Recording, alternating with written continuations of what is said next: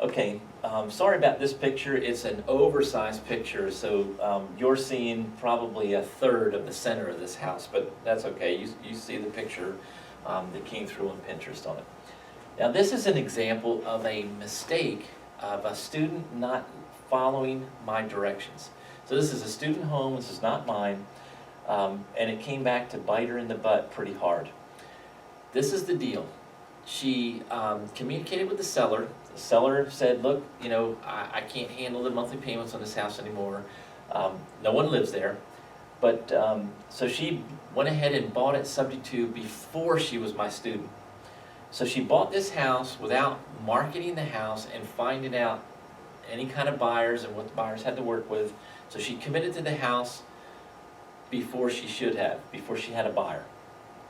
So when she did that, all of a sudden she realized that she didn't know what to do with the house. Now my competition teaches to do this all the time, and it's the biggest mistake in the world, especially for a new investor who doesn't have a lot of experience with how to structure deals and doesn't have a large buyers list. And you know, a lot of my competition will teach you to do stuff like this because it sounds good that you just bought a house without spending a dime because you bought it subject to.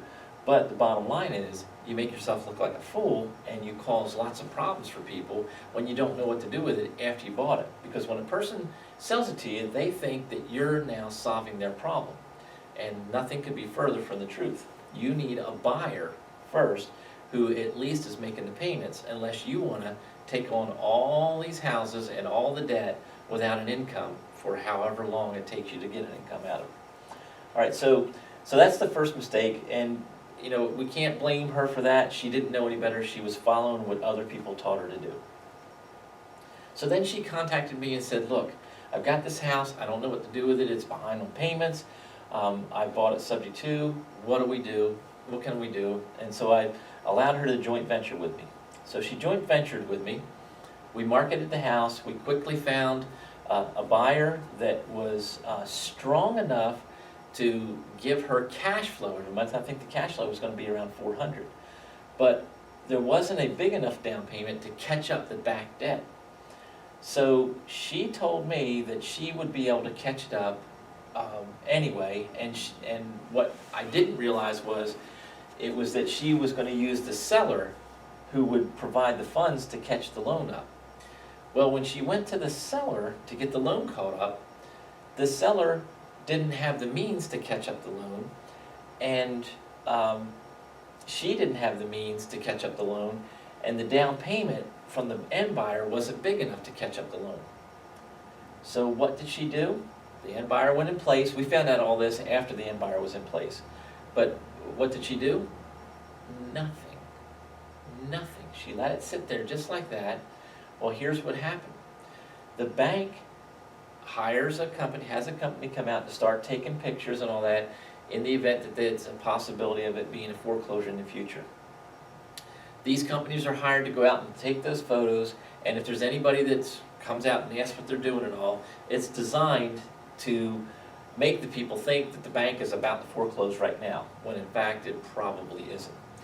But the tenants, the end buyers, were in the house, and this bank representative was taking the photos, and so they questioned the person, found out all this, found out that the loan was behind, and so they freaked out because they thought that they just put their down payment on a house that the bank was foreclosing on next week, and figured that their funds would be lost.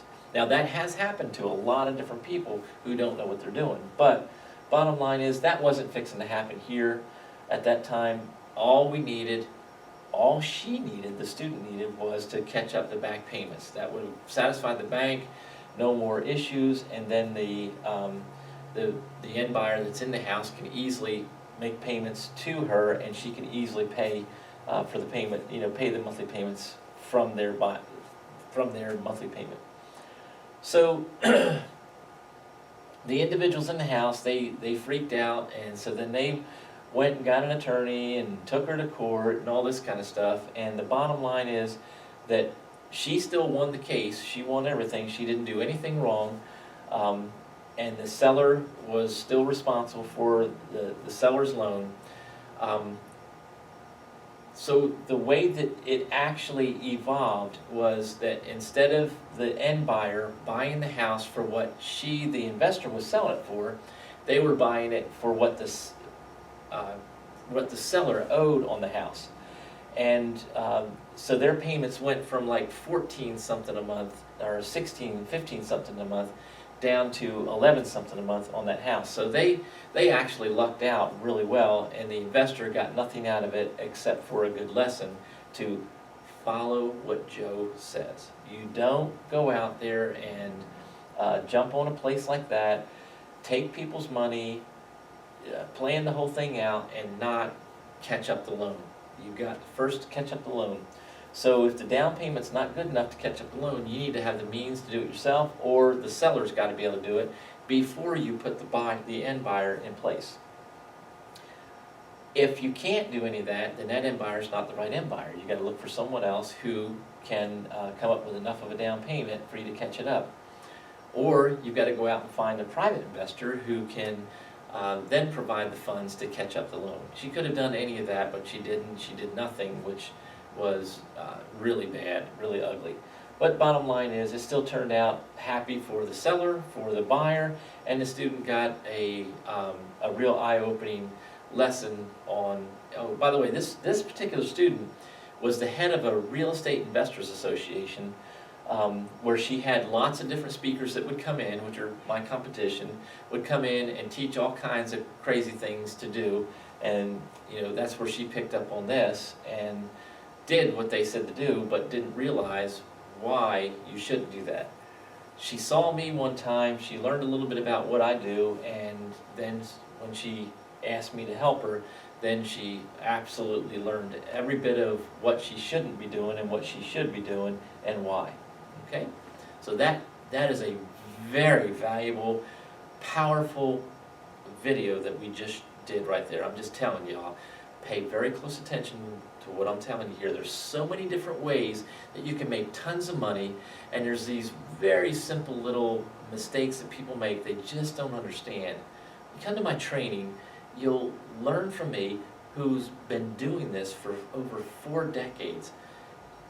Can I do everything perfect and exactly right every time? Of course not. But I'm just telling you, get some good training. There's a lot of people out there teaching stuff, and they don't know what they're talking about, and it really sounds fabulous what they're saying, but the truth is, it can come back and bite you in the butt.